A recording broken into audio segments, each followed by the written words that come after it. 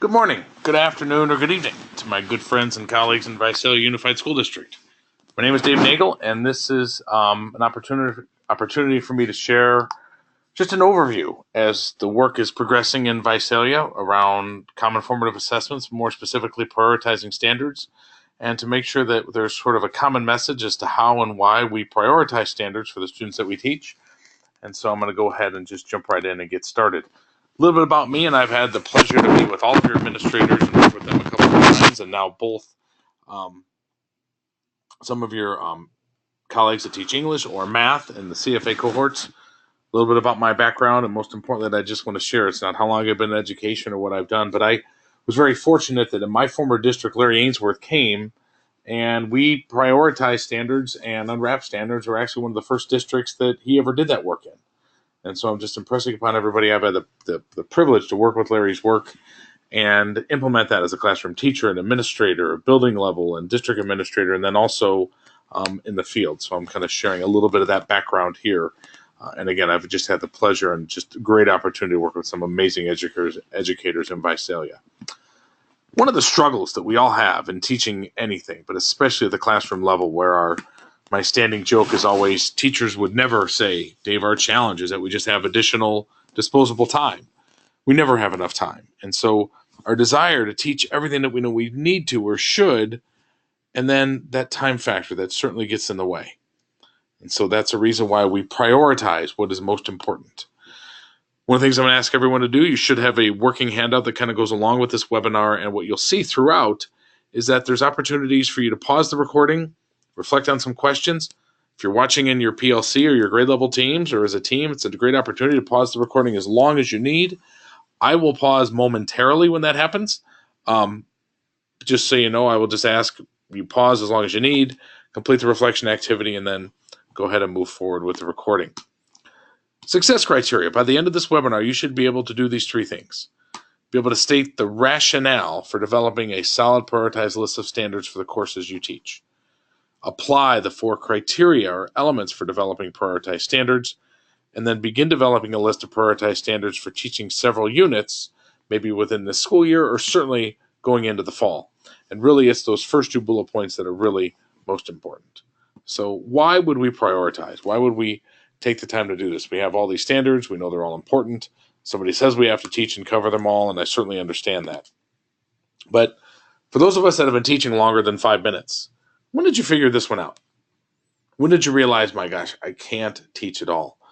When I first started teaching back in 1996, my department chair handed me the biology textbook, and with my hand raised verbatim, he said, the record is chapter 46. Now, I don't know if he really said 46, but he did say something like that. Like if you get to the endocrine system or you get to a certain part of the textbook that's further than anyone has ever covered.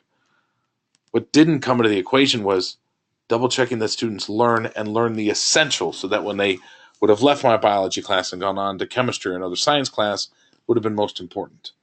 And so one of the comments that or activities I have folks do is I say, if it was 2 a.m. and your house was on fire and you had to get everything out, what would you list? And then I'll say, okay, pause, number that list, start over. But you have to start all over, start a new list. What would you take if I gave you more time? Inevitably, the list is always the same. When I have more time, my top 3, my children, my wife, my things I can't replace come first. Then if there's time, then I go back and I get the Xbox and those kinds of things. So prioritizing doesn't mean eliminating. It means making sure if we were to run out of time, we had to pass our students on to their next teacher or peers, they would get what is most essential, which is why they become the justs. A lot of times as a teacher, we feel like we have to cover so many things, but if we had to ask our peers that are teaching the students that we're going to have next year, just make sure they can identify the variable, just make sure they could write a quality paragraph. Just the priority standards become just, not that they're not important, but that we make sure that we hit those on a deep, deep level. What I'm highlighting here, and you see that in your handout, is McCrell and a few others did some studies and they looked at all the standards that were available, whether it was the Common Core like we have in California and Indiana, or even prior to that. And the time it would take to adequately teach and assess each one of those. And it comes out to be about 15,000 and a half hours. But In a typical school day, over 180 days, over 13 years, which is a kind of typical student's career, we don't even have that amount of time. And that's assuming that every minute was spent on instruction. So it's impossible to think that we're going to teach and assess every single standard to the deepest level. And so when we look at those hours, we just acknowledge we cannot do that. So the reason why we develop a set of priority standards and why we don't have someone else do it for us is because it's critical, especially in a unified district like Visalia, as students are progressing from 4th to 5th to 6th grade and so on and so forth. Our focus is consistent because it's not that we have a perfect set of standards, but the standards that we have that we teach and assess really, really well, and we agree upon how we're teaching and assessing those. Any quality assessment really comes down to these 3 points. What's my purpose? When do I have enough evidence to make an inference? The reason why we're prioritizing our standards is that way they become the purpose, and then when we're assessing our students, looking at the assessment items, the quizzes, the tests, the homework, the things we're putting in front of them, that we gather enough evidence to make an inference and make sure that they're aligned to what was most important. Which eventually drives the work that we're doing to develop common formative assessments, common benchmark assessments that are aligned with those pre and post that are collaboratively designed by our grade level teams, administered to students throughout the year, and they focus primarily on the priority concepts and skills. So if we're going to put an assessment in front of multiple students across grade levels, have teachers come together and look at the evidence, certainly we want to make sure it's on the most important things, because if we have limited time in the classroom, we even have more limited time when we can collaborate, when we can come together as a collaborative team or a PLC. And so our common formative assessments must assess the student essential of a particular learning intention within that unit of study. We can provide feedback, help students know what they're learning, make sure that they're aligned to the learning intentions. So again, going just a little bit deeper about what happens after we prioritize, there's such a critical element as to why when we do this, we do it really, really well. Because effective feedback will double the speed of learning. Now, when we say effective, that's an important connotation. It's not positive or negative. Feedback is effective when it's aligned to what was most important, what I agreed upon up front that I was going to give you as a learner or as a student. So our priority standards are those carefully selected subsets of the total standard that are important to prepare for the next grade level, the next course, and they represent the assured student competencies, what they're assured that they must learn and demonstrate proficiency in. Obviously, we would love them to learn everything at a deep level, but my comment is always, if we're covering things really fast, we're trying to get through everything with my fingers, how's that working for us? We know it's not as effective as to making sure that we cover the priorities, and those certainly won't be all that we will teach. But that's what we might say if time became the element, we're going to make sure this is what is most essential. And so our criteria for priority standard, which you see in your handout, are these 4 factors. First, endurance. Standards that will stand the test of time, that we know students will need over multiple years and certainly into life. Readiness, which is why it's important for us to do it as a grade level, but more importantly, a department level or a subject matter.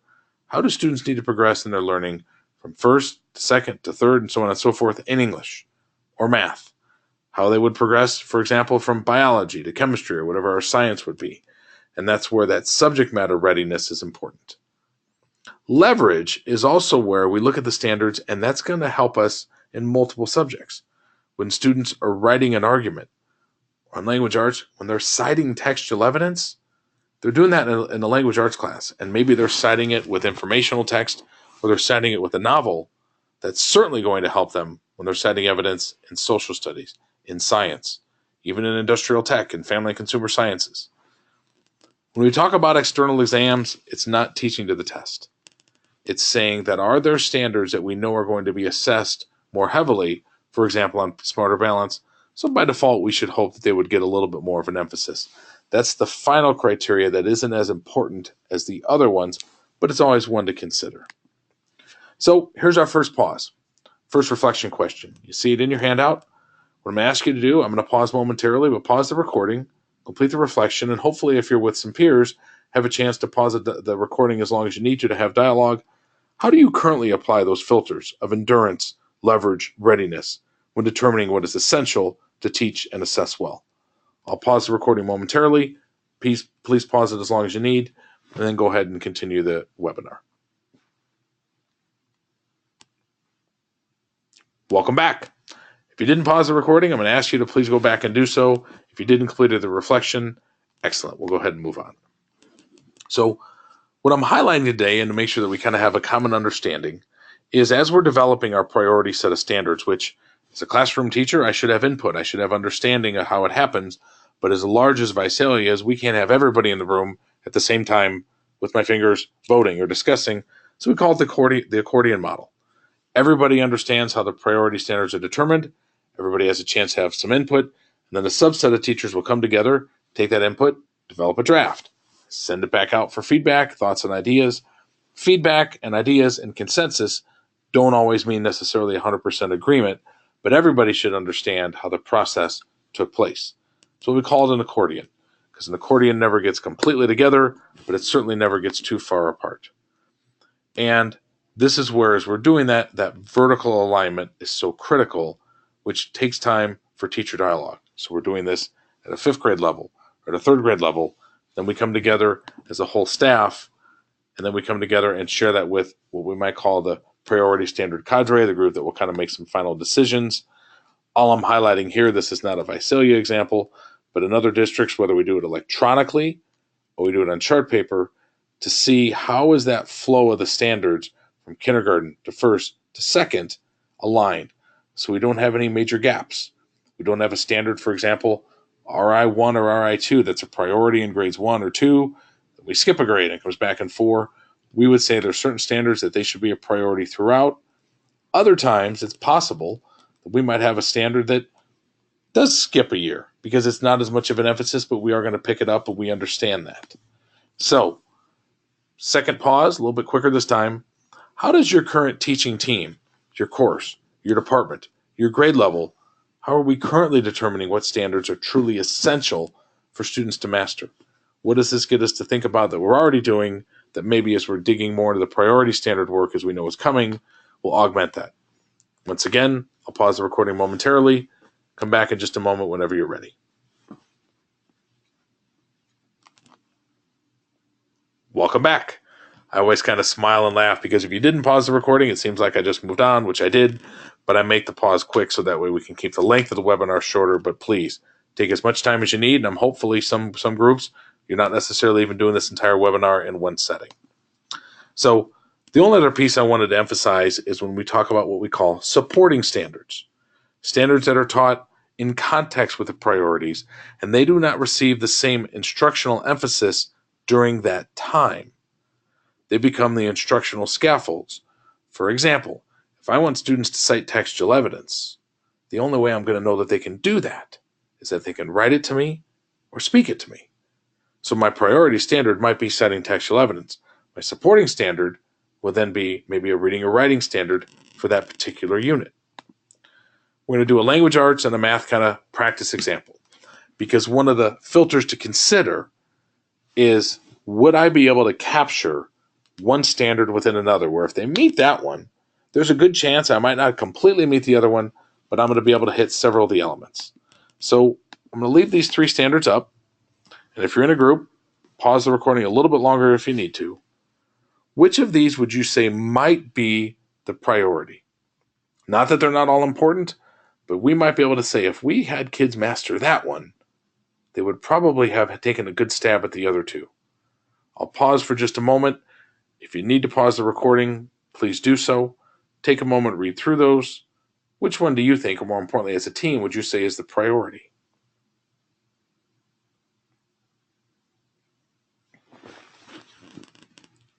Welcome back. There's always some discussion or debate, and certainly there's arguments that can be made on a lot of sides. But we could say, if students analyzed multiple accounts of the same event or topic, noting those similarities and differences in the point of view, they would have to determine the meaning of words of general academic domains and words and vocab. They might have to use how the author used reasons and evidence. What we're not saying is that we completely eliminate 5.4 or 5.8, but could we teach 5.4 or 5.8 through standard 5.6?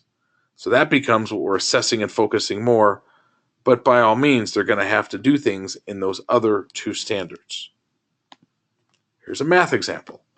And I want to emphasize for each one of these examples, it's not to try and win an argument or not to say that there's not another way to think. Two standards this time. Which of these do you think could be the priority, and which would the other one that, while it's not necessarily unimportant or that we would completely cover it, but we could do it through the other one? I'll pause just a moment. If you want to pause the recording long enough to read and reflect, to make sure I don't go too fast, please do so.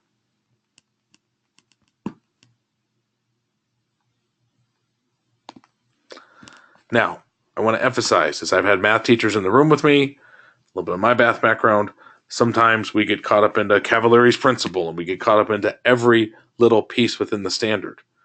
A lot of math teachers who have come together when we've done this work have said, I could identify those shapes of those two-dimensional cross-sections through the first one.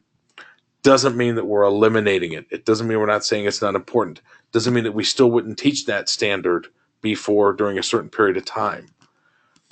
What I'm highlighting here, it's a language arts example, but the math teachers can get the same idea. As the work develops, and this is something that is going on to kind of plan for as we're moving forward this spring, is there might be a standard that in certain units, it's a priority. But in another unit, it's a support.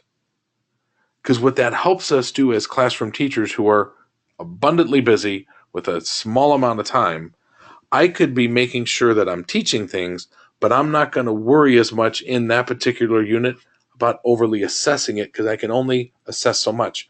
I can only collect so much evidence, so much student work.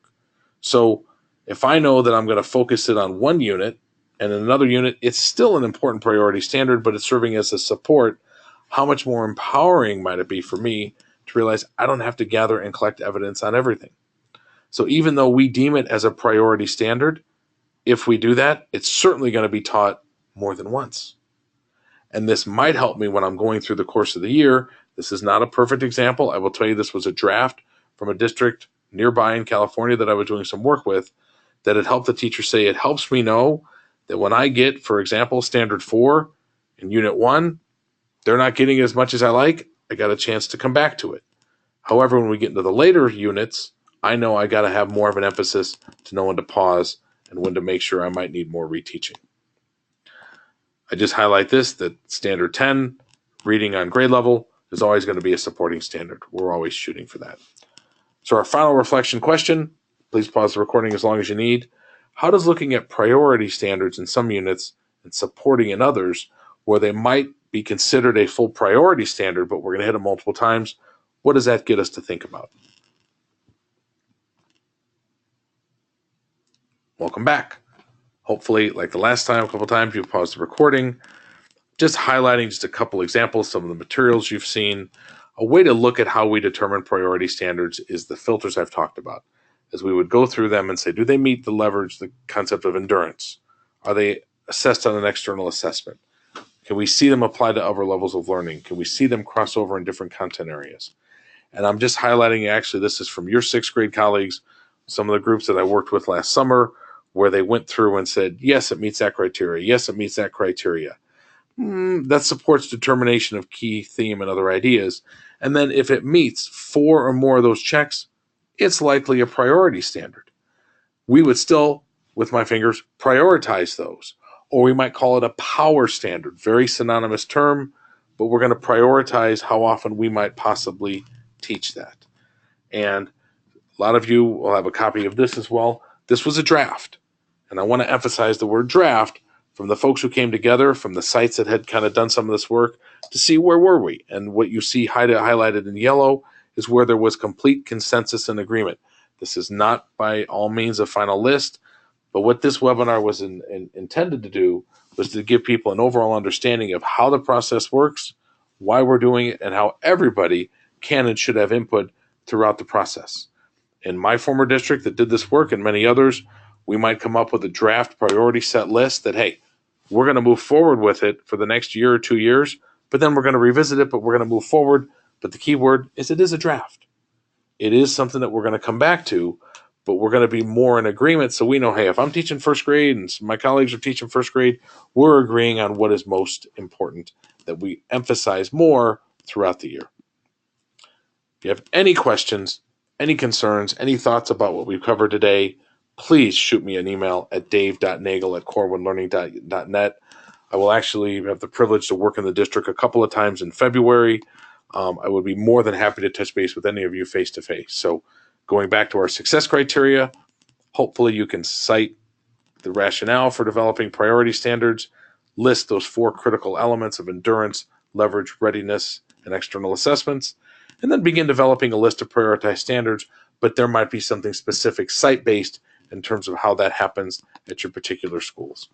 I want to once again leave up my cell phone number, my email, and let me just say, and I mean this sincerely, I've had a pleasure of working in Visalia, and I get an opportunity to work in a lot of districts. I have never met such hardworking, diligent teachers that stuck around late, worked hard with the process, wanting to do it well, and I'm just being very sincere.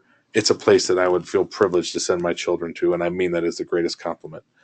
I wish you the best for a good start to 2018. Some of you I'll see in person in a month, and others hopefully sometime down the road. Thanks so much for listening. Have a great rest of your day.